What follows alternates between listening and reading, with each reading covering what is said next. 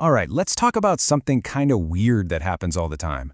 Why do some things get super cold to the touch, and other things, well, they seem to heat up all by themselves? It's a cool little mystery, so let's dive in. Okay, think about this. You've definitely done it. You squirt some hand sanitizer on your hands, rub them together, and boom, that instant, sharp, cold feeling. It happens so fast, right? So where does that cold even come from? But then there's the total opposite. Ever scooped laundry powder with slightly damp hands? You might have noticed it actually gets warm. Kinda weird, huh? One thing makes your hands cold, another makes them warm. What is going on here? It feels like magic, but it's not. It's just chemistry. Really cool chemistry happening right there in your hands. Okay, so to solve this puzzle, we just need to get our heads around two key ideas. It's all about how heat, or thermal energy, moves around during these simple changes. First up, we have something called an endothermic process. Think of it like this. The process is hungry for energy, so it literally sucks in heat from whatever's around it.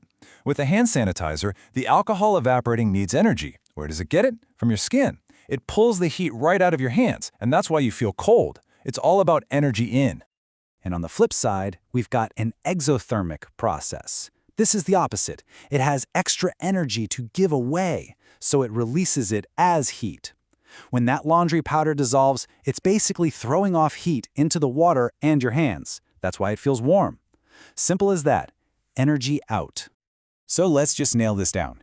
Endothermic pulls heat in, feels cold. Exothermic pushes heat out, feels warm. The whole game is just about which way the energy is going. All right, now that we've got the lingo down, let's actually see this happen. We're going to watch a really clear, simple demonstration. So we're starting with just a plain beaker of water. You can see the thermometer there. It's sitting at a comfy 25 degrees Celsius, which is about 77 Fahrenheit. Pretty standard room temperature. Nothing wild going on, yet. Okay, now check this out. We dissolve two different chemicals in the water. First, we add some ammonium nitrate, and whoa, look at that temperature plummet down to 19 Celsius. That is a seriously endothermic process. But then we add sodium hydroxide, and the temperature rockets up to 35 Celsius, a perfect example of an exothermic process right there. And it's not just those two. A ton of common stuff does this.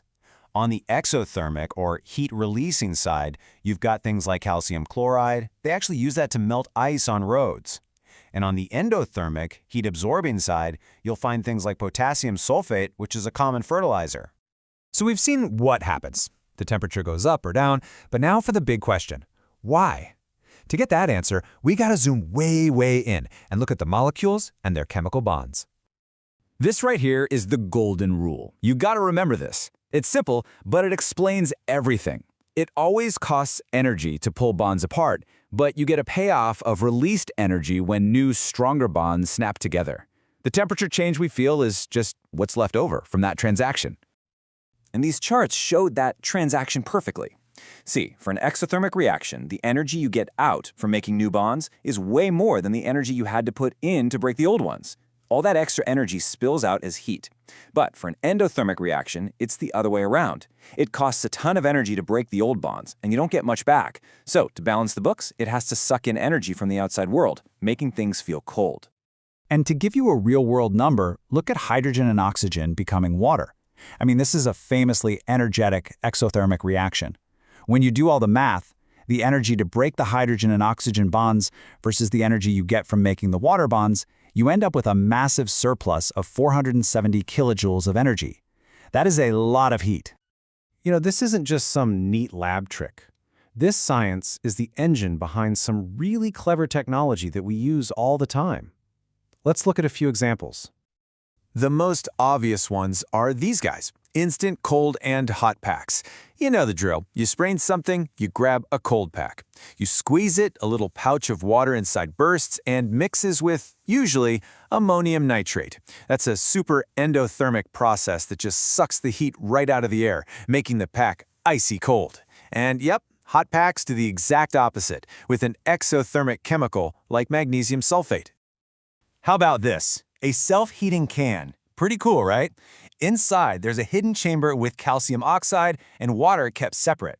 You hit a button on the bottom, a seal breaks, they mix, and a powerful exothermic reaction kicks off, heating up your soup or coffee on the go. No microwaves needed. But probably the most amazing example is humming away in your kitchen right now. Your refrigerator is basically a master of endothermic and exothermic cycles. Inside the fridge, a special liquid expands into a gas. That's an endothermic process that absorbs heat, making everything cold. Then, on the back, a pump squeezes that gas back into a liquid. That's an exothermic process that dumps all that collected heat out into your kitchen. It just does that over and over. So there you have it. From a cold drink to a hot pack, the world around us is just constantly playing with this energy budget, breaking and making bonds. Heat isn't just appearing and disappearing, it's just being moved around by these hidden chemical reactions. Now that you know the secret, what are you going to notice heating up or cooling down around you today?